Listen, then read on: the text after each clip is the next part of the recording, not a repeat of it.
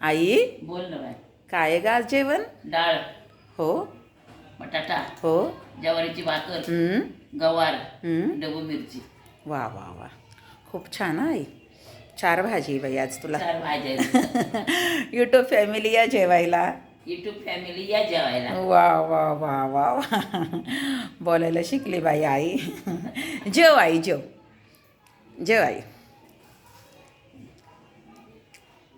ऐक नाही, तुला एक बाबासाहेबांचं एक छोटीशी गोष्ट सांगते बरं का. डॉक्टर बाबासाहेब आंबेडकरांनी ना, तुम्ही जेवता जेवता सांगते. एकदा आहे ना डॉक्टर बाबासाहेब आंबेडकरांनी आई भाजी घेऊन आले बरं का, पिशवी गच्च भरून भाजी घेऊन आले. आणि मातारामाईंनी ती भाजी पाहिली आणि मातारामाई म्हटल्या बाबासाहेबांना की साहेब, तुम्ही एवढी भाजी आणली, एवढी भाजी मी काय करणार आहे? एवढी भाजी तर आपल्याला लागत नाही, एवढी भाजी आणली तुम्ही, एवढी भाजी कशासाठी आणली? तर डॉक्टर बाबासाहेब नाही का म्हणजे हसू आलं. बाबासाहेब हसत हसत म्हातारामाईला म्हणतात की अगं, तुला लागेल तेवढीच भाजी घे आणि बाकीची चाळीमध्ये वाटून टाक. म्हणजे नेहमी डॉक्टर बाबासाहेब आंबेडकरांचा विचार कसे होते? लोकांसाठी, म्हणजे आपल्यासाठी. हां, म्हणजे त्यांनी कधी त्यांनी त्यांच्यापुरतं त्यांनी कधी आयुष्य जगले नाही बाबासाहेब.